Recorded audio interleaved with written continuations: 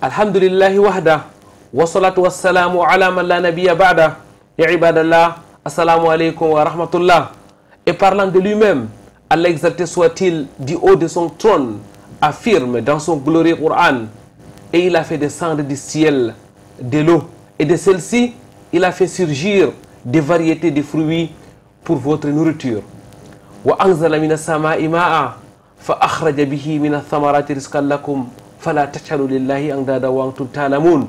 L'eau, une grâce d'Allah exalté soit-il donc pour ces créatures, un signe de sa haute miséricorde. L'eau, élément de vie, mais aussi de pureté, dont le don constitue la meilleure des aumônes.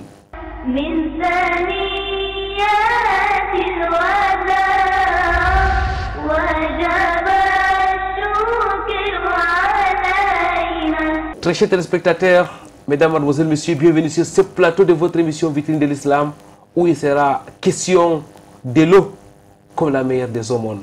Ça sera bien sûr dans le cadre de l'entretien de cet autre rendez-vous islamique sur Canal D International. Au-delà de l'entretien, c'est aussi au cœur de la société et la salmodie du noble Coran. Quoi de meilleur don que de commencer en méditant sur la parole d'Allah, exalté soit-il. Écoutons et méditons le Coran al-Karim.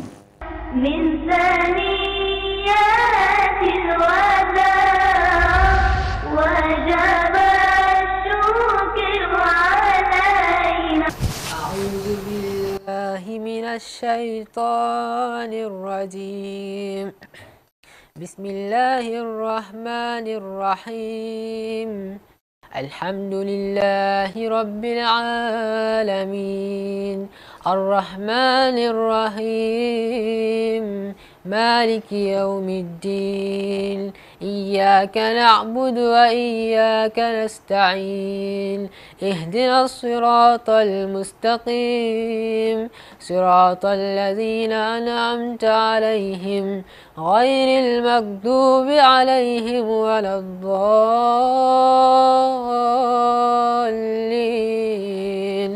آمين. من ثنيات الوداع وجب الشكر علينا. رب اشرح لي صدري ويسر لي امري واحلل عقدة من لساني يفقهوا قولي. اللهم لا علم لنا الا ما علمتنا انك انت العليم الحكيم. ربي زدني علما. Mesdames, Mademoiselles, Messieurs, votre fidélité nous honore et nous honore encore sur le Canal D International. Aujourd'hui, dans le cadre de cette émission, nous allons particulièrement nous arrêter sur la meilleure des aumônes. La meilleure des aumônes qui n'est autre que de donner de l'eau à boire, comme l'a affirmé le prophète Muhammad sallallahu alayhi wa sallam. Et pour aborder cette question ô combien importante pour la vie sur la terre, nous sommes en compagnie de notre frère Abdurrahman Boubakari. Assalamu alaikum wa rahmatullahi wa barakatuh. Wa alaikum salam wa rahmatullahi wa barakatuh. Abdurrahman Boubakari, frère sœur dans la foi, bien connu sur ce plateau de votre émission Vitrine de l'Islam, cadre dans une grande entreprise de la place, mais aussi membre de la LICAM, la Ligue des cadres musulmans du Cameroun. C'est un observateur averti de la société qui est là avec nous aujourd'hui pour parler de l'eau. De l'eau dans notre contexte, mais aussi de l'eau à la lumière des enseignements de l'islam. Nous allons entrer dans le Coran al-Karim, mais aussi dans les hadiths du prophète Muhammad sallallahu alayhi wa sallam. Frère Abdurrahman Boubakari, l'eau, c'est la vie, a-t-on coutume de dire. Est-ce que cette appellation a sa place en islam? Alhamdulillahi alladhi anzala minas sama'i ma'an biqadar wa salatu wa salamu ala sayyidil bashar wa ala alihi wa sahbihi ulit tuqa wa nazar.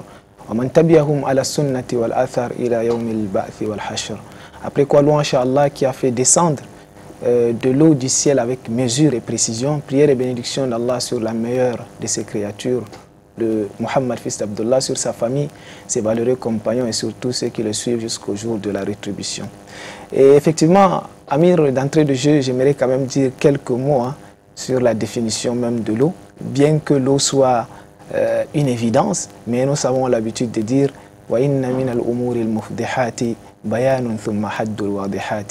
ça fait partie des choses les plus compliquées d'ailleurs de définir une évidence ou bien de démontrer quelque chose qui est évident en réalité. Mais sinon, il y a des savants qui ont dit que l'eau C'est-à-dire l'eau, c'est cette substance-là naturelle qui est incolore et inodore et transparente à l'état pur. D'autres vous diront, comme les chimistes par exemple, que l'eau c'est une molécule constituée de 2 atomes d'hydrogène et 1 atome d'oxygène avec pour formule H2O. Maintenant, revenons à votre question sur la notion ou bien le concept qui dit que l'eau c'est la vie. D'ailleurs, cela est confirmé par le Coran al-Karim, parce qu'Allah subhanahu wa ta'ala nous dit Allahu khalaqa kulla dabbatin min ma. Allah a créé tous les animaux à base de l'eau. Et dans un hadith rapporté par Abu Huraira, un jour il a interpellé le prophète sallallahu alayhi wa sallam en lui disant Ya Rasulallah, inni idha ra'aytuka tabat nafsi wa qarrat ayni anbi'ni an kulli shay wa qala kullu shay'in khuliqa min ma. Un jour Abu Huraira interpelle le prophète, il lui dit Ô prophète d'Allah, lorsque je te vois, mon âme s'apaise et mes yeux se tranquillisent. Informe-moi à propos de toute chose. Le prophète sallam lui dit toute chose a été créée à base de l'eau. Et également, il faut savoir que la préservation même de la vie dépend fortement de l'eau. Parce qu'Allah subhanahu wa ta'ala dit وَجَعَلْنَا مِنَ الْمَاءِ كُلَّ شَيْءٍ حَيٍّ. C'est-à-dire nous avons fait de l'eau en réalité toute chose vivante. Frère Abdrahman Boubacarry, les versets qui parlent de l'eau sont nombreux. Les hadiths du prophète Muhammad sallallahu alayhi wa sallam qui en mentionnent sont aussi multiples. Allah dit à maintes reprises wa anzala minas sama'i ma'a. Est-ce une manière de dire que l'eau est une marque déposée dans l'exacte soit-il? Effectivement, l'eau, c'est une marque déposée. Si vous observez, même l'homme a été créé à base d'une substance qui est surnommée l'eau, parce qu'elle est constituée en majorité d'eau. Allah subhanahu wa ta'ala dit que l'être humain, que l'homme observe bien à base de quoi il a été créé. Il a été créé à base de l'eau qui sort sous forme de jet de ses côtes. Donc c'est dire que l'eau occupe une place de choix dans notre religion. Et également, si vous remarquez, les savants qui font les décomptes disent que l'eau a été citée plus de 61 fois, d'autres disent même 63 fois exactement, ce qui coïncide miraculeusement avec l'âge du prophète qui lui-même est venu nous apporter la vie spirituelle et l'eau constitue donc la vie physique. Et également, comme valeur de l'eau évoquée par le Coran et la Sunna, il faut savoir que l'eau constitue d'ailleurs une source de subsistance parce que Allah subhanahu wa ta'ala dit فَلْيَنْظُرِ الْإِنسَانُ إِلَى طَعَامِهِ أَنَّا سَبَبْنَا الْمَاءَ صَبًّا ثُمَّ شَقَقْنَا الْأَرْضَ شَقًّا فَأَنْبَتْنَا. Allah dit donc que l'homme observe véritablement sa nourriture. Qu'est-ce qu'on fait? Premièrement, on fait descendre de l'eau de façon abondante et puis nous faisons des fissures au niveau de la terre et puis nous faisons pousser donc des jardins, ainsi de suite, des jardins touffus, également des grains, tout ce qu'ils consomment en réalité. Allah dit à la fin, c'est donc une jouissance, un plaisir, une nourriture pour vous et vos animaux. Frère Abdrahman Boubacarry, tout amène à dire que la valeur de l'eau est inestimable pour les êtres humains en général ou même les êtres vivants tout court. Tout à fait. La valeur de l'eau est inestimable. On ne peut même pas. D'ailleurs, dernièrement, il y avait un rapport qui a été émis par les Nations Unies où ils parlaient de valoriser l'eau. En réalité, eux-mêmes, ils sont arrivés à la conclusion que la valeur de l'eau est justement inestimable. Le coût qu'on donne, justement, c'est juste un coût d'usage. C'est-à-dire pour acheter l'eau qu'on achète, là, en réalité, c'est juste un coût pour récupérer les investissements qui ont été faits. C'est pas pour, en fait, sinon la valeur de l'eau n'est pas à démontrer. D'ailleurs, on surnomme l'eau comme l'or bleu. Donc c'est tellement très important. Et également, il faut savoir que l'eau, en réalité, fait partie de la description même du paradis. Il y a des délices du paradis. Parmi les délices du paradis, Allah subhanahu wa ta'ala nous dit Mathalul jannati allati u'ida al-muttaqun fiha anharun min ma'in ghayri asin. Allah dit il y a des ruisseaux dans le paradis d'une eau jamais malodorante. C'est-à-dire il y a une très belle eau dans le paradis. Et également parmi donc les valeurs de l'eau, il faut savoir que ça fait partie même des premières créatures d'Allah subhanahu wa ta'ala selon certains savants. Il y a certains avis qui disent sûrement que c'est la plume. Et il y a d'autres qui disent que c'est le trône. Et il y a un autre avis qui est soutenu par Hafid al-Aini qui dit que l'eau est à la base de toute création et ça fait partie même des premières créations d'Allah. En vertu du hadith du prophète sallam où il dit Kana Allahu wa lam yakun shay'un qablahu wa kana arshuhu ala al-ma. C'est-à-dire Allah existait, il n'y avait rien avec lui et son trône était sur l'eau. Donc l'eau existait. Et d'ailleurs dans un hadith rapporté par Abu Razin al-Uqayli, il dit Inna al-ma'a khuliqa qabla al-arsh. C'est-à-dire l'eau a été créée même avant le trône. C'est dire donc que ça fait partie des avis des savants, même comme il y a d'autres qui soutiennent comme Ibn al-Qayyim que c'est le trône. Wal-haqqu anna al-arsha qablu li annahu 'inda al-kitabati kana dha arkani, comme il disait dans son Nuniyya. Frère Abdrahman Boubacarry, l'eau c'était un élément de vie et nous l'avons compris à travers vos multiples déclarations, c'est aussi sans doute un élément d'adoration. Tout à fait. L'eau est un élément fondamental dans l'adoration, notamment la purification. Nous savons que la purification ne saurait être faite sans l'eau. D'ailleurs, il y a tout un chapitre que les savants évoquent sur l'eau à chaque fois qu'ils parlent de la jurisprudence. C'est-à-dire c'est un chapitre qui parle donc de l'eau à son état pur qu'on utilise pour les ablutions. Et nous savons que la purification occupe une place de choix dans notre religion, à telle enseigne que le prophète sallam dit « At-tuhuru shatrul iman ». Et Allah subhanahu wa ta'ala même, parlant de l'eau, dit « Wa anzalna minas sama'i ma'an tahura ». Nous avons fait descendre pour vous de l'eau du ciel, une eau purificatrice, une eau non seulement pure mais purificatrice, c'est-à-dire qui peut vous purifier. Et Allah subhanahu wa ta'ala dit wa yunazzilu alaykum minas samaa'i ma'an liyutahhirakum bi wa yudhhiba ankum rijza ash-shaytan. Lors de la bataille de Badr, Allah a fait descendre de l'eau parce que les compagnons étaient déboussolés, il n'y avait pas d'eau pour se purifier, encore moins pour faire leurs autres besoins. Allah a fait descendre donc du ciel de l'eau pour les purifier. Et ça, c'est véritablement un bienfait d'Allah subhanahu wa ta'ala. Et rappelons-nous même dans le jeûne, il est recommandé, si on ne trouve pas de date, de rompre le jeûne avec hasawati mimma. Le prophète sallam, lorsqu'il ne trouvait pas de date sèche et fraîche, il rompait son jeûne avec de l'eau. Et également, l'eau est une source même de guérison. Le prophète sallam nous disait dans un hadith, Al-humma min fayhi jahannam fa abriduha bilma. La fièvre que vous voyez là, ça émane, c'est une émanation de la Jahannam. Alors refroidissez-la avec de l'eau. Et nous savons que l'eau de Zamzam a également ses vertus médicinales parce que le prophète sallam dit khayru ma'in ala wajhi al-ardi ma'u Zamzam fihi ta'amu tu'min wa shifa'u suqmin. La meilleure eau sur cette terre, c'est l'eau de Zamzam. Non seulement elle permet de rassasier, mais elle permet également de guérir des maladies. Et c'est dans ce sens que le prophète sallam disait dans un autre hadith ma'u Zamzam lima shuribala. C'est-à-dire l'eau de Zamzam que vous voyez là, toute chose que vous voulez, buvez seulement l'eau de Zamzam et demandez à Allah subhanahu wa ta'ala. Allah va exaucer, que ce soit un bien ici-bas ou dans l'au-delà. C'est pour cela qu'Ibn Taymiyyah disait, il est recommandé, après avoir bu l'eau de Zamzam, de faire la dua pour demander à Allah subhanahu wa ta'ala, pour lui présenter toutes nos doléances. C'est un élément de pureté, de purification, incontournablement, frère Abdurrahman Bouakari, Allah exalté soit-il, l'a rappelé à maintes reprises dans son glorieux Coran, une eau purificatrice, une eau bénie, une eau qui vient du ciel, une eau pour nous purifier des péchés, une eau utilisée dans le cadre de nos adorations, mais une eau qui purifie même notre corps intérieurement, frère Abdurrahman Bouakari. Lorsqu'on regarde les déclarations ou les fruits des recherches de plusieurs savants, frère Abdurrahman Bouakari, en un mot, il y a matière à méditation. C'est cette créature spéciale d'Allah exalté soit-il. Tout à fait. Vous faites bien de le dire. D'ailleurs que c'est une eau bénie. Allah subhanahu wa ta'ala dit nous avons fait descendre du ciel une eau qui est bénie. Et c'est également une source de miséricorde. C'est pour cela qu'Allah subhanahu wa ta'ala dit c'est-à-dire c'est lui qui envoie donc les vents comme signe d'annonciation de sa miséricorde qui vient juste derrière. Et ce qui est l'eau, méditez sur les traces de la miséricorde d'Allah. C'est toujours l'eau qu'Allah fait descendre du ciel. Et c'est pour cela que lorsque l'eau descendait du ciel, le prophète sallallahu alayhi wa sallam, un jour, il est sorti avec ses compagnons. Un compagnon a observé le sallam, lorsque la pluie tombait, le prophète sallam a enlevé un tout petit peu ses habits pour que l'eau touche son corps, parce qu'il a dit, on a demandé au prophète sallam, pourquoi est-ce que vous le faites? Parce qu'elle vient d'être créée par son Seigneur. Et en commentaire de ce hadith, Imam al-Nawawi dit, cela prouve que al-mataru rahma, c'est-à-dire la pluie, l'eau, c'est une miséricorde d'Allah subhanahu wa ta'ala. Et que serons-nous sans eau, frère Abdurrahman Bouakari? L'eau, sans eau, il n'y aura pas de sens à cette vie sur terre. C'est pour cela que nous avons évoqué tout à l'heure le verset où Allah subhanahu wa ta'ala dit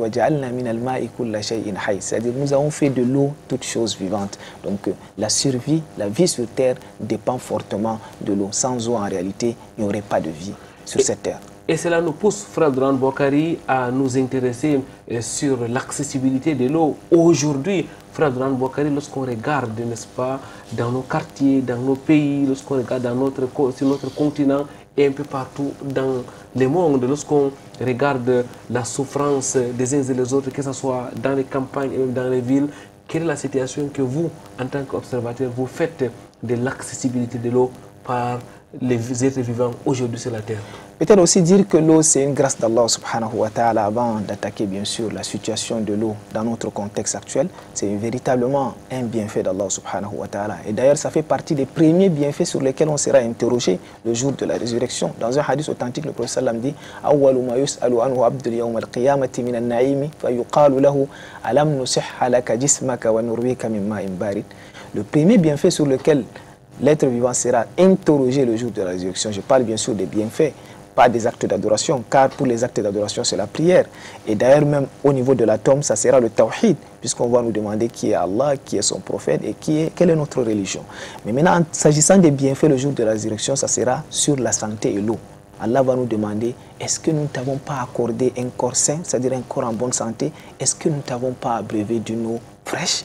Ça, c'est les bienfaits sur lesquels Allah subhanahu wa ta'ala va nous interroger le jour de la résurrection. Inna minan na'imi ma'an barida fala takunanna kafuran marida. Donc, l'eau fraîche en réalité fait partie des bienfaits d'Allah subhanahu wa ta'ala. Maintenant, si on pose le regard dans notre contexte actuel sur la situation de l'eau... Et peut-être, pour s'arrêter sur les bienfaits, il faut mentionner que c'est des bienfaits pratiquement gratuits. Frère Abdurrahman Boukari, c'est quand même un don d'Allah exalté soit-il, Allah qui mentionne à maintes reprises au Anzala Sama'i Ma'a. Imaginons un seul instant que si cette eau-là était la propriété privée d'une seule personne ou d'une seule créature. Ah oui, tout à fait. Allah subhanahu wa ta'ala disait justement Afara'aytumul ma'a alladhi tashrabun antum anzaltumuhu min al-muzni am nahnu al-munzilun. C'est-à-dire, regardez, observez bien l'eau que vous buvez là. Est-ce que c'est vous qui avez fait descendre ça du ciel ou bien c'est nous qui faisons descendre cette eau? En réalité, c'est nous. Si nous avons voulu, nous aurons rendu cette eau-là salée, hein? C'est-à-dire impropre à la consommation. C'est pour cela qu'Allah dit, pourquoi est-ce que donc vous ne serez pas reconnaissants? Donc c'est un véritable bienfait qui mérite qu'on soit reconnaissant envers Allah subhanahu wa ta'ala, qu'il nous a d'ailleurs offert gratuitement, comme vous faites bien de le souligner. Et maintenant, revenons sur la situation de l'eau. Allons-y. Voilà. Donc, parlant de la situation de l'eau, nous allons observer même dans les zones urbaines, il y a quand même une difficulté d'accès à l'eau, avec justement le quotidien rythmé par des ruptures intempestives de services d'eau. Vous voyez des quartiers dans des grandes villes comme Douala, Yaoundé, n'en parlons même pas, des zones reculées, où on peut passer des semaines, voire des mois, sans avoir accès à l'eau, c'est-à-dire où il y a coupure d'eau. Et là, on nous parle même en 2018, par exemple, les statistiques officielles nous disaient qu'on a un taux d'accès de 77% au Cameroun dans les zones urbaines. Mais avec tout cela, on observe quand même qu'il y a toujours des choses à refaire. Maintenant, quand on part dans les zones reculées, c'est-à-dire dans les zones rurales, on nous parle de 45% à peu près de taux d'accès. Là-bas encore, c'est grave. Il y a des villages où les gens sont obligés de parcourir des centaines de kilomètres pour aller avoir accès à l'eau. D'ailleurs, il y a des statistiques qui disent que 3 ménages sur 4 sortent de leur maison pour chercher l'eau. C'est-à-dire qu'ils n'ont pas l'eau à la maison. Donc, dans les zones reculées, vraiment encore, c'est encore pire. Et ce qui contraste d'ailleurs même avec notre potentiel. Si vous observez le Cameroun, vous allez voir beaucoup de départements portent le nom des rivières, des lacs, des fleuves, etc. La Haute-Sanaga, la Sanaga maritime, le Vouri, la Benoué, le Logoné-Chari, la Mefou, Famba, etc. Ce sont des départements qui ont même le nom. Cela prouve qu'on a beaucoup de fleuves et de lacs ici au Cameroun. Mais on n'exploite que 10% à peine. C'est-à-dire qu'il y a un problème d'investissement qu'on verra tout à l'heure quand on va aborder la question des pénuries d'eau. Il y a un problème criard d'accessibilité d'eau dans notre pays, mesdames, mademoiselles, messieurs, et même dans le monde en général. Tout à fait. À l'échelle internationale, même quand on revient, il y a plus de 2,2 milliards. On nous parle de 2,2 milliards de personnes qui n'ont pas accès à l'eau. Et on nous dit même qu'il y a 3,6 milliards de personnes qui passent au moins un mois sans avoir accès à l'eau. C'est-à-dire si on cumule le nombre de jours auxquels ils n'ont pas accès à l'eau. Donc ils sont pratiquement dans le stress hydrique ou bien dans la pénurie d'eau. Vous voyez, et on nous dit que si on ne fait rien, d'ici 2050, ça sera même 5 milliards de personnes qui n'auront pas accès à l'eau. Donc même à l'échelle internationale, le problème reste entier. Pourtant, il y a l'eau sur la terre. Allah a dit il y a des océans, il y a des rivières, il y a des fleuves. Tout à fait. Le contraste, justement, c'est ça. On nous parle même de la planète bleue, tellement que la Terre est constituée à 70% d'eau. Mais sauf que dans les 70%, il manque 97% en fait, c'est de l'eau salée. Donc ça nécessite beaucoup d'investissements pour désaliniser cette eau-là, c'est-à-dire pour pouvoir l'exploiter. Il n'y a qu'à peine 2,5% qui est de l'eau douce. Maintenant, dans l'eau douce, là, même 2 tiers de cette eau-là est stockée sous forme de glaciers. Donc, ce qui fait qu'in fine, on n'a que 0,5% d'eau douce qu'on peut exploiter, qu'on peut se partager entre les humains. Donc, certes, ça paraît, il y a beaucoup d'eau, mais il y a beaucoup d'investissements à faire pour exploiter cette eau-là. Parce que vous allez voir, 97% c'est de l'eau salée en réalité. Jazakumullah khairan, frère Abdourahmane Bouakari. Mesdames, mademoiselles, messieurs, nous allons marquer une pause.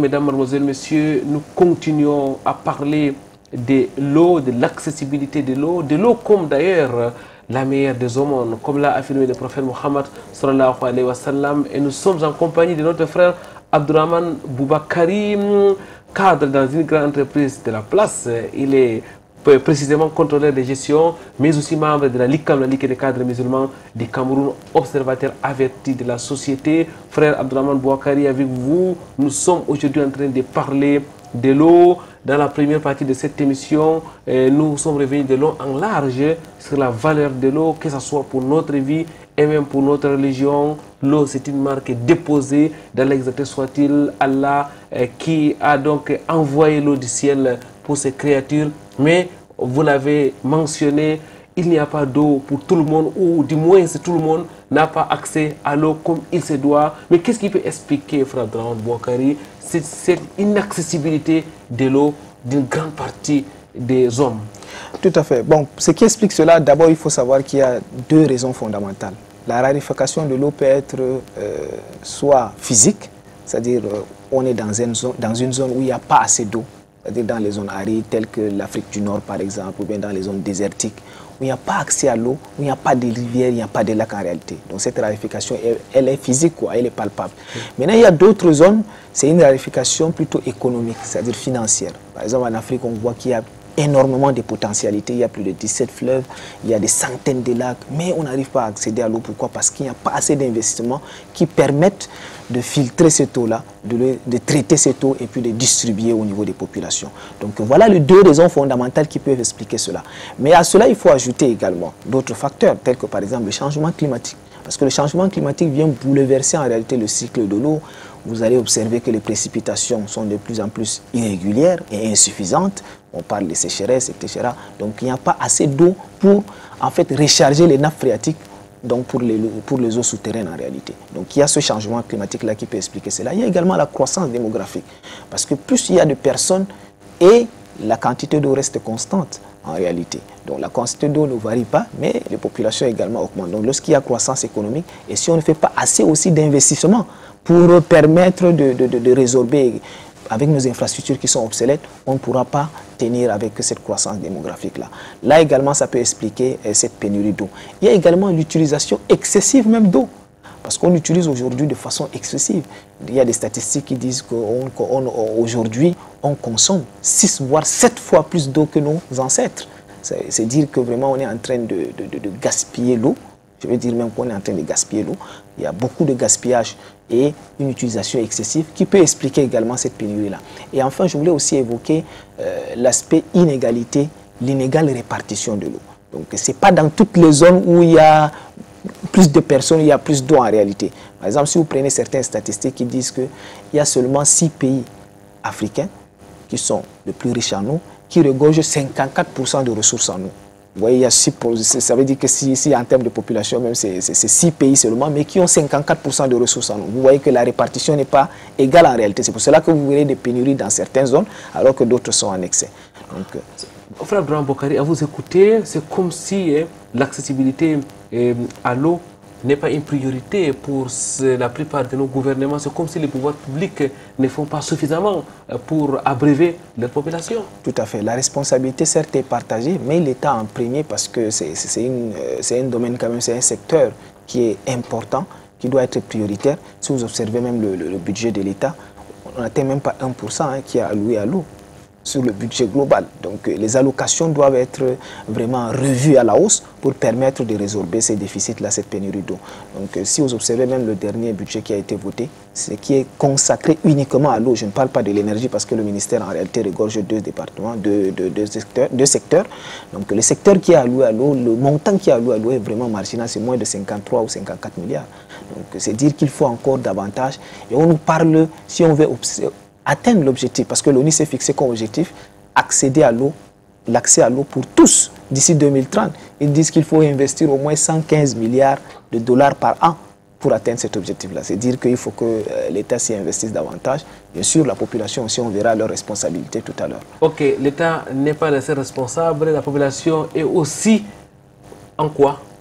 La population doit également faire quelque chose. C'est-à-dire si on peut construire des forages à notre niveau, on doit également essayer de le faire. Et également éviter le gaspillage. Parce que j'ai parlé tout à l'heure du gaspillage. Le professeur Salam, un jour, il est passé, il a observé Saad en train de faire les ablutions. Il lui dit, Mahad as-saraf ya Saad.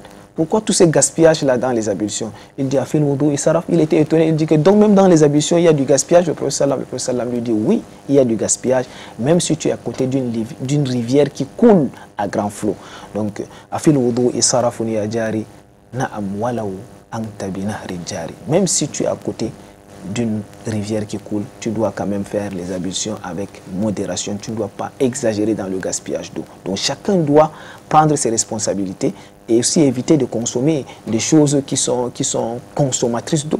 Par exemple, il y a une statistique que j'ai lisé récemment, une statistique qui dit, en réalité, il y a des statistiques qui prouvent que il faut 10 000 litres d'eau pour produire une paire de jeans, c'est-à-dire le pantalon jean que nous portons. Vous voyez que si vous renouvelez votre jean chaque fois, ça veut dire que c'est 10 000. Ça veut dire que sur tout le cursus, sur tout le processus pour produire ça à partir de la matière même jusqu'à l'usine, ainsi de suite, c'est 10 000 litres de consommation. Donc c'est la même chose avec le kilogramme de viande, c'est pratiquement 15 000 litres. Donc il y a également un kilogramme de chocolat, c'est 17 000 litres. Donc si vous voyez ces statistiques-là, ça effraie. Ça prouve qu'en réalité, nous devons revoir même la façon dont nous produisons. Parce qu'en réalité, 70% de l'eau que nous consommons, c'est pompé dans l'agriculture en réalité. 70%. Donc il faut revoir aussi la façon d'irriguer nos agricultures pour optimiser en réalité et permettre aux populations d'avoir un peu d'eau pour consommer. Heureusement que cette eau ne disparaît pas, frère Abdourahmane Bouakari. Il y a quand même un processus de renouvellement de l'eau. Tout à fait. Mais comme je disais tout à l'heure, la quantité reste constante. D'ailleurs, un hadith a été rapporté d'Ibn Mas'ud et Ibn Abbas qui disait que il n'y a pas une année où il y a plus de pluie que l'autre. C'est Allah tout simplement qui oriente comme il veut en réalité l'eau. Donc il faut savoir que la population augmente, la quantité elle reste constante. Si la quantité reste constante et que nous consommons plus que nos aïeux, ça veut dire qu'à un moment donné ça ne va pas tenir. Et d'ailleurs on nous parle qu'il y a certains pays qui sont proches du jour zéro, c'est-à-dire du jour où il n'y aura plus d'eau en fait chez eux. Donc il faut faire très attention. L'eau en fait est en train de baisser, les populations sont en train d'augmenter. Il faut revoir nos habitudes de consommation. Si on veut vraiment arriver, si on veut éviter ce jour zéro là en réalité. En réalité, il n'y a pas suffisamment d'eau pour tout le monde, ou du moins tout le monde n'a pas accès à l'eau, surtout à l'eau potable. Le frère Abdourahmane Bouakari, et les conséquences sont sans doute désastreuses. Tout à fait, les conséquences sont désastreuses, que ce soit d'abord sur le plan sanitaire. Il faut savoir que le manque d'eau fait partie des premières causes des mortalités et même des maladies d'abord. Parce que si vous prenez le cas par exemple de choléra qui est appelé même maladie des mains sales, donc il y a des maladies telles que la fièvre typhoïde, bilharziose, etc. qui sont, et aujourd'hui on nous parle même de Covid-19, si vous voulez éviter Covid-19, la meilleure option c'est de se laver les mains à chaque fois et il faut avoir cette eau-là pour se laver les mains. Donc s'il n'y en a pas d'eau, ça veut dire que le Covid a encore un grand terrain devant lui. Donc comme conséquence sur le plan sanitaire, vraiment c'est la cause de plusieurs maladies et on nous parle aussi comme première cause même des décès. Parce qu'il y a 3,4 millions de personnes qui meurent chaque année à cause des maladies liées à l'eau. On nous parle de 3800 enfants qui décèdent, parce que les enfants sont encore plus vulnérables, qui décèdent chaque jour du manque d'eau. Donc à cause de l'eau soit insalubre ou bien de manque d'eau.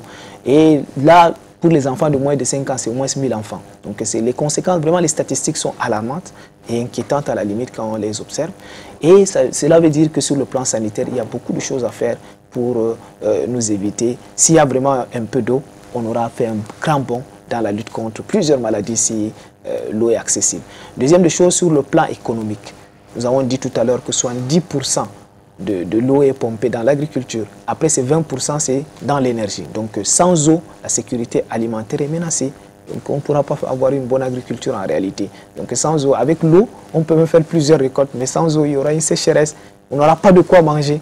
Donc vous voyez, sur le plan économique, on nous dit même que si on investit même un seul dollar dans le domaine de l'eau, dans le secteur de l'eau, ça permet de générer plus 9 dollars dans le bénéfice économique en termes de productivité. Parce qu'il faut savoir aussi que sur l'économie, 20% d'eau est consommée par l'économie. Donc 70% dans l'agriculture, 20% c'est dans l'économie, c'est-à-dire dans les industries. Notamment 2/3, c'est puisque 80% de l'énergie, de l'électricité que nous voyons là, c'est à base de l'eau que cela a été produit. Donc sans eau, il n'y aura pas d'électricité en réalité. 80% d'énergie ne sera pas accessible. Vous voyez autant des éléments où l'eau est en réalité importante. Et également, pour finir sur le plan social, nous allons observer que l'eau, en réalité, si on prend le cas social, c'est source de conflits. Aujourd'hui, si vous voyez beaucoup de conflits à travers le monde, c'est à base, dernièrement, nous parlait de conflits Mousgoum et Arab Choua. Si vous creusez un peu à l'intérieur, vous allez vous rendre compte qu'il y a un problème de ressources, soit le sol, soit l'eau en réalité. Et on nous parlait que certaines statistiques nous disent qu'entre 1805 et 1996, il y a eu 3600 traités qui ont été signés à cause des conflits sur l'eau. 3600. Vous voyez que c'est énorme. Ça veut dire que l'eau peut être source de conflits entre les communautés, créer des guerres, des divisions, etc. Et nous avons parlé tout à l'heure de sources même des décès et des morts. Dernièrement, on lisait les statistiques à Wolordé, par exemple, une localité dans l'extrême nord, où une dame a perdu 4 de ses enfants en une journée parce qu'ils sont allés à la quête de l'eau, à la recherche de l'eau. Il y a eu un éboulement de terre. Et récemment, même à Garoua, il y a une dame qui allait puiser de l'eau également, qui est tombée dans un puits parce que le puits était ouvert, n'était pas sécurisé. Autant de choses. Et les femmes et les enfants qui se déplacent des kilomètres pour chercher l'eau. Conséquence, c'est que quoi, ils peuvent avoir même des malformations, des déformations de colonne vertébrale. Donc autant de conséquences s'il n'y a pas l'accès à l'eau dans notre pays. Des conséquences multiples, frère Abdourahmane Boukari, des conséquences à décrier à haute voix qu'Allah soit-il nous accorde suffisamment d'eau.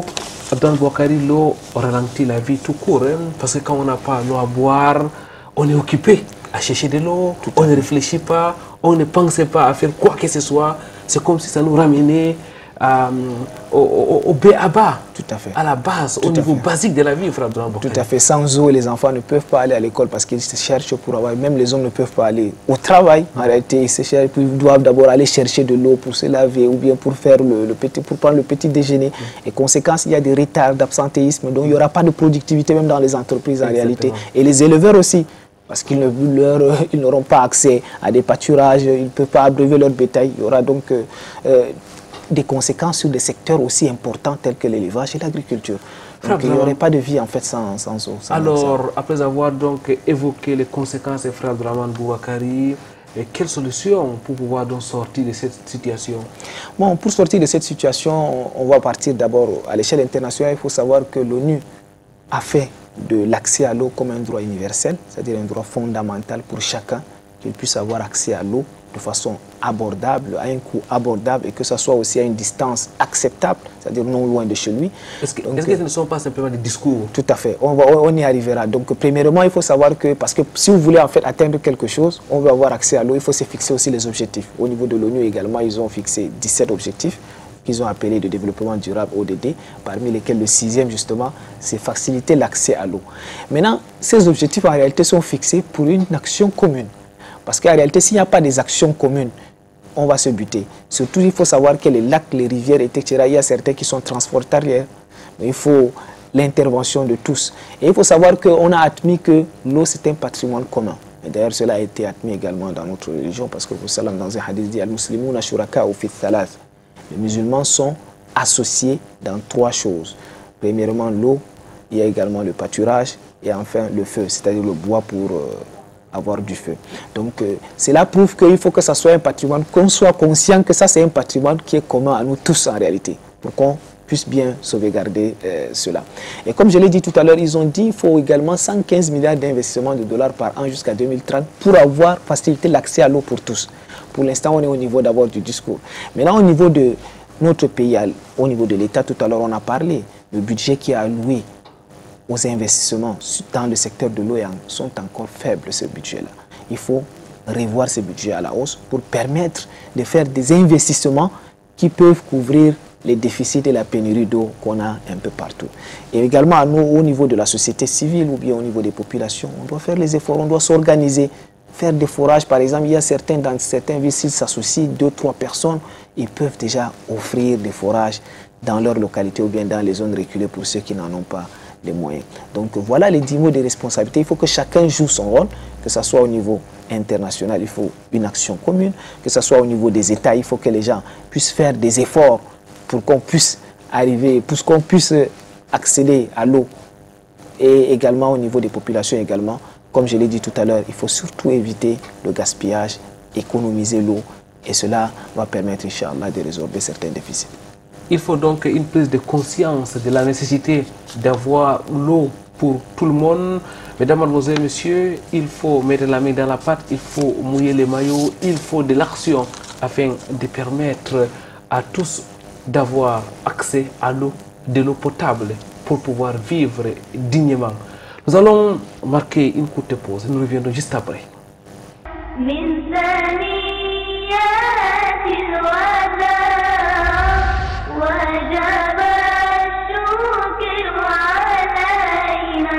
C'est la suite de votre émission Vitrine de l'Islam. Mesdames, Mademoiselles, Messieurs, nous sommes avec notre frère Abdourahmane Boubakari. Frère Abdourahmane Boubakari, est-ce que l'islam encourage à donner à boire? Tout à fait. L'islam encourage véritablement à donner de l'eau à boire à chacun.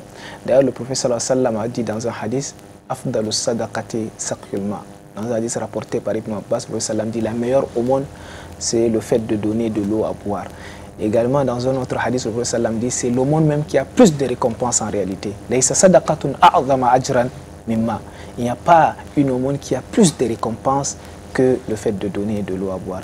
Et même si c'est à votre épouse que vous donnez de l'eau à boire, vous aurez les récompenses. Parce que dans un hadith, le prophète sallam dit «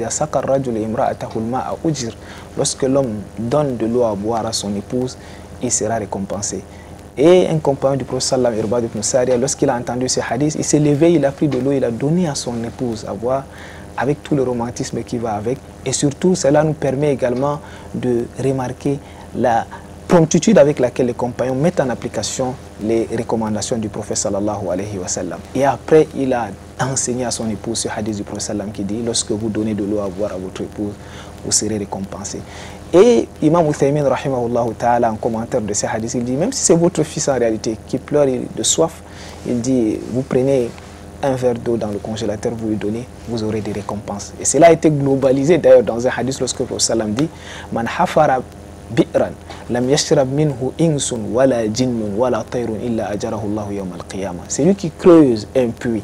Il n'y a pas une personne, que ce soit un djinn ou bien un homme ou même un oiseau qui vient consommer cette eau-là sans que Allah nous donne les récompenses. Et nous savons que l'eau, imam, c'est une aumône courante, ça fait partie de sadaqatun jariya, c'est-à-dire dont les récompenses sont ininterrompues en réalité. Dans un hadith, le prophète sallam dit « Il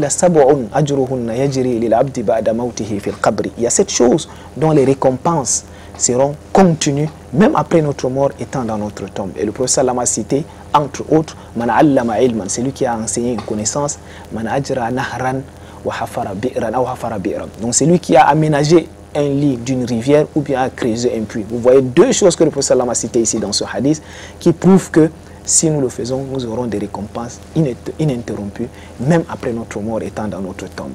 Donc, il y en a... On est vraiment émerveillé par cette parole du prophète Mohammed sallallahu alayhi wa sallam, le messager d'Allah, qui fait de l'eau ou de donc de l'eau comme la meilleure aumône. Allah soit-il a mis à notre disposition cette denrée, frère Abdourahmane Boubakari. L'eau est à la disposition de tout le monde. Tout le monde a accès du moins à l'eau, que ce soit en grande ou en petite quantité, quoi qu'on dise, et faire de cela comme la meilleure des aumônes, n'est-ce pas, une manifestation de la haute miséricorde de l'exalté soit-il qui permet à chacun de pouvoir se chercher en ce qui concerne l'accès au paradis. Tout à fait. C'est également une source d'accès au paradis. Je vous prends au mot. Et d'ailleurs, le prophète sallallahu alayhi wa sallam, lorsque le prophète est arrivé à Médine, il n'y avait pas un puits d'eau qui avait une eau douce comme l'eau, le puits de Rouma. Et le prophète sallam, les compagnons avaient du mal à avoir accès à cette eau-là parce que la personne qui détenait ça facturait de façon un peu exorbitante. Et le prophète sallam a dit c'est lui qui achète ce puits de Rouma là et met ça à la disposition des gens de Médine, alors il aura le paradis. Ousmane a dit, je l'ai acheté avec mes propres biens et Et il a donc cette annonce du prophète sallallahu alayhi wa sallam qui dit: c'est lui qui achète le bi'r Rouma, c'est-à-dire le puits de Rouma, il aura le paradis. Donc donner de l'eau à boire en réalité peut être source d'accès au paradis. Plus encore, lorsque le jour de la résurrection, vous serez abreuvé du nectar cacheté, parce que le prophète sallam dit: Ayyuma muslimin saqa musliman ala dhama'in saqahu Allahu min ar-rahiq al-makhtum yawm al-qiyamah. Tout croyant qui donne à boire à un autre croyant assoiffé, Allah subhanahu wa ta'ala va lui offrir du nectar cacheté le jour de la résurrection. Et ce n'est pas seulement aux musulmans, mais à tout le monde que vous donnez, fût-il un animal. Rappelons-nous du hadith où le prophète sallallahu alayhi wa sallam nous raconte l'histoire. Un jour, un homme est en train de marcher dans une version, dans une zone désertique. Il a eu tellement soif que, mais heureusement, il a trouvé un puits. Il n'y avait même pas de quoi utiliser pour puiser de l'eau. Il est rentré à l'intérieur pour boire. Dès qu'il est sorti, il a trouvé il a observé, dès qu'il est sorti, il a observé un chien là qui est en train d'allaiter, qui léchait la terre, tellement il avait soif. Il disait que ce qui a atteint la soif qui a atteint ce chien là, c'est ce qui m'avait atteint tout à l'heure. Mais il faut que je fasse quelque chose. Il avait cette ingénieuse idée de rentrer encore à l'intérieur, de puiser avec ses chaussures de l'eau pour mettre dans sa bouche et remonter pour donner à ce chien. Allah a apprécié ce geste-là et il lui a donné, il a pardonné ses péchés. Et dans une autre version de ce même hadith, c'était une prostituée qui avait fait cet acte-là. Mais Allah a apprécié cet acte-là, cet acte de générosité, cet acte de miséricorde envers un chien, et Allah lui a donné également son pardon. Frère Abdourahmane Boubacar, il faut donc que nous ayons la culture des dons de l'eau. Il faut donc constamment acheter de l'eau minérale, l'offrir à nos collègues, l'offrir à nos étrangers. Il faut donc payer des factures, pourquoi pas des factures d'eau à ceux qui n'ont pas la possibilité de les faire. Il faut, mesdames, mademoiselles, messieurs, que nous soyons de ceux-là qui donnent de l'eau afin de mériter les récompenses liées au don de l'eau qu'on a mentionné le prophète Mohammed sallallahu alayhi wa sallam. Tout à fait. Et ça me rappelle justement l'eau également, le fait de donner de l'eau, c'est une source de guérison. Je me rappelle de l'histoire d'Imam al-Hakim, rahimahullah ta'ala, lorsqu'il a eu un problème, une blessure sur son visage qui a duré pendant 1 an. Il a eu également cette ingénieuse idée-là, en se référant bien sûr au hadith du prophète sallam qui dit « Da'ou mardakum bi sadaqa » guérissez vos malades en donnant de l'eau. Il s'est inspiré de ça, il a déposé à la porte de sa maison de l'eau, un récipient où il y avait de l'eau, où les gens venaient boire. فما مر عليه أسبوع إلا شفي وظهر عليه الشفاء وكان أحسن مما كان قبل. Donc il ne s'est passé même pas une semaine sans qu'il ne retrouve sa santé. Son visage est devenu plus rayonnant même qu'avant grâce à ce don d'eau-là. Vous voyez donc, et on peut également offrir cette eau-là même pour nos morts. Rappelons-nous de l'histoire de Saad. Il a dit au prophète sallallahu alayhi wa sallam, ma mère est décédée. Est-ce que ça sera utile pour elle lorsque je donne de l'aumône pour elle? Le prophète a dit Na'am wa alayka bilma. Donne de la sadaqa pour ta maman et cela va atteindre, les récompenses seront transférées à votre maman, à votre chère maman. Mais plus encore, je vous recommande de donner de l'eau. Et fahafara bi'ran wa qala hadha li misal. Il a creusé un puits, il a dit ça, j'ai dédié ça pour ma maman. Donc je demande qu'Allah subhanahu wa ta'ala transfère les récompenses de toute personne qui va boire cette eau-là à ma maman. Vous voyez donc que c'est utile même pour nos morts de faire, non seulement pour nos malades, mais également pour nos morts, de faire de sadaqat, notamment de donner de l'eau à boire. Et ça me rappelle aussi une petite ingénieuse idée que nos parents avaient à l'époque. Pour les animaux, ils faisaient des récipients d'eau qu'ils mettaient, même les lézards pouvaient venir donc s'abreuver, surtout pendant des zones un peu arides où il y avait un peu de la chaleur. Donc on peut faire, comme vous avez dit, offrir à des collègues ou bien faire des récipients, par exemple dans la zone septentrionale, dans les quartiers, vous pouvez voir des canaries qui sont posées là, qui permettent donc aux uns aux autres de venir s'abreuver et on aura Inch'Allah les récompenses. Alhamdulillah, summa alhamdulillah, qu'Allah soit-il, soit remercié Frère Abdourahmane Boubacar pour les bienfaits de l'islam. L'islam qui est donc au-delà de la religion, un mode de vie. L'islam qui lit donc à travers ces hadiths, à travers ces versets contre la rareté de l'eau, Frère Abdourahmane Boubacar. Et justement, aujourd'hui, au Cameroun et un peu partout dans le monde, il y a des structures islamiques qui militent pour l'accès à l'eau pour tout le monde. Tout à fait. Il y a plusieurs organisations Et si on prend même notre cas du Cameroun, j'ai pris juste quelques exemples, sinon il y en a plusieurs. Je lisais récemment African Development Foundation, ADF, qui a fait plus de 900 forages à travers le Cameroun. C'est vraiment des statistiques. Il y a aussi la WAMI.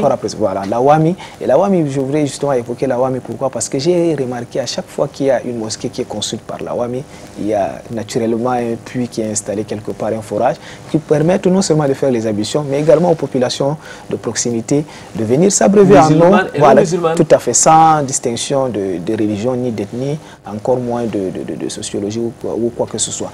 Donc, ce sont les deux structures en fait auxquelles je voudrais faire allusion, mais également j'ai remarqué parmi les associations, il y a la CEDEF, qui est l'association camerounaise pour l'éducation et le développement, d'un frère que je connais très bien, Moussa Kalimoula, qui m'a parlé de cette association-là, qui a été créée récemment, mais qui fait également des merveilles dans le monde de construction de forages. Et également, je citerai, il y a une jeune association à Garoua qu'on appelle Ajusson. Ce sont des jeunes unis et solidaires du Cameroun. Vous-même, vous faites partie d'une association qui milite pour l'accessibilité de l'eau à tout le monde. Tout à fait. Je finirai justement avec cette association-là qui est Eau pour tous Cameroun. Et la spécificité justement de cette association, c'est qu'elle a pris les autres associations, elles font dans d'autres activités islamiques et bien d'autres activités sociales. Mais pour Eau pour tous Cameroun, on se focalise uniquement sur le créneau eau, c'est-à-dire la construction des forages, l'aménagement des puits. Et également, nous avons également comme spécificité, on se déploie uniquement dans les zones reculées, c'est-à-dire dans les zones défavorisées où les gens n'ont même pas la possibilité d'avoir de l'argent pour faire un forage moderne. Donc, troisième de chose, on ne fait pas uniquement dans la construction de forages, on fait également dans l'entretien de ce forage-là. Parce que qu'est-ce qu'on a constaté? Dernièrement, j'ai lisé des statistiques qui disent un quart des forages qui sont construits sont pratiquement en panne. La moitié, c'est déjà totalement détruit. Ça, c'est les statistiques qu'on a récemment eues lors de l'Assemblée générale, à l'Assemblée nationale du Cameroun, parce qu'il y avait eu débat sur l'eau. Donc, c'est vraiment inquiétant, c'est-à-dire les forages qui sont construits ne tiennent pas en fait. Un an après, vous voyez que soit c'est en panne, soit c'est totalement, ça ne fonctionne pas. Et les gens ont du mal à entretenir ces forages-là. Nous accompagnons les populations en réalité. Quand on construit un forage, on les accompagne en faisant d'abord une formation, en constituant un comité de gestion, en leur donnant du matériel de maintenance vraiment permanente qu'il faut renouveler à chaque fois. Et également, s'ils ont des problèmes plus sérieux, ils nous remontent l'information et on va également vers eux pour les aider. Donc on entend également fédérer toutes les associations. Nous, en fait, on ne fait pas, c'est pas la concurrence en réalité. Donc on fait dans la fédération les différentes organisations pour permettre de donner de l'eau dans nos populations, aux populations défavorisées à travers le Cameroun. Vous pouvez nous rappeler le nom de votre structure? Le nom de la structure, c'est Eau pour tous Cameroun. Eau pour tous Cameroun. Voilà, comme son nom l'indique. Eau pour tous Cameroun est ouvert à tout le monde? C'est ouvert à tout le monde. Tout le monde peut nous rejoindre. On a une page Facebook, une page Instagram. On a nos contacts qui sont également sur ces pages-là. On peut nous contacter, nous écrire par WhatsApp, ainsi de suite, pour entrer en contact. On a plusieurs types de donateurs qui participent à nos activités. Eau pour tous Cameroun, nous rappelons que nos téléspectateurs peuvent nous contacter à travers les numéros qui s'affichent sur leur petit écran. Viti de l'Islam peut tout simplement vous mettre en contact avec Eau pour tous Cameroun pour pouvoir, mesdames, mademoiselles, messieurs, contribuer à l'accessibilité de l'eau à nos populations. Rappelez-vous du hadith du prophète Mohammed sallallahu alayhi wa sallam qui dit la meilleure aumône est de donner de l'eau à boire. Et nous arrivons comme ça, frères et sœurs dans la foi, à la fin de cette émission. Mais avant, comme de tradition, nous allons écouter les derniers mots de notre invité. Voilà, comme dernier mot, je voudrais tout simplement dire qu'il faut beaucoup sensibiliser. Aujourd'hui, alhamdoulilah, beaucoup essayent quand même de comprendre la valeur du don de l'eau. Et beaucoup s'investissent dans ce domaine-là. Et je rappelle que c'est très important de sensibiliser et d'utiliser aussi la spiritualité. Parce que la spiritualité et l'éthique sont très importants si on veut influencer sur le comportement des gens. Et je finirai avec le hadith du prophète sallam qui dit « Afdalus sadaqati sakyul ma » un poète là, c'est bien repris « Sakyul wara min afdalil qurubati wa tasaddaqu bil ma'i fil qirbati » Donc la meilleure aumône, c'est de donner de l'eau à boire. Donnons de l'eau à boire à nos populations et qu'Allah subhanahu wa ta'ala accepte et agrée. Amin souma amin. La meilleure aumône est de donner de l'eau à boire. Parole du prophète Mohammed sallallahu alayhi wa sallam. Mesdames, mademoiselles, messieurs, ayons donc la culture de partager de l'eau avec notre entourage, avec notre famille, avec nos voisins, avec nos amis, mais aussi avec le reste de la population qui n'a pas accès à l'eau potable. Et eau pour tous Cameroun est là pour nous faciliter à achever nos contributions vers les populations nécessiteuses. Vendredi prochain, donc, ça sera un autre jour, Inch'Allah, une nouvelle émission de Vitrine de l'Islam. D'ici là, wa'tasimu bihablillahi jami'an wa la tafarraqu. Cramponnez-vous au câble d'Allah et ne vous divisez point. Subhanakallahumma wa bihamdik. Nashhadu an la ilaha illa anta. Nastaghfiruka wa natubu ilayk. Wassalamu alaikum wa rahmatullahi wa barakatuh.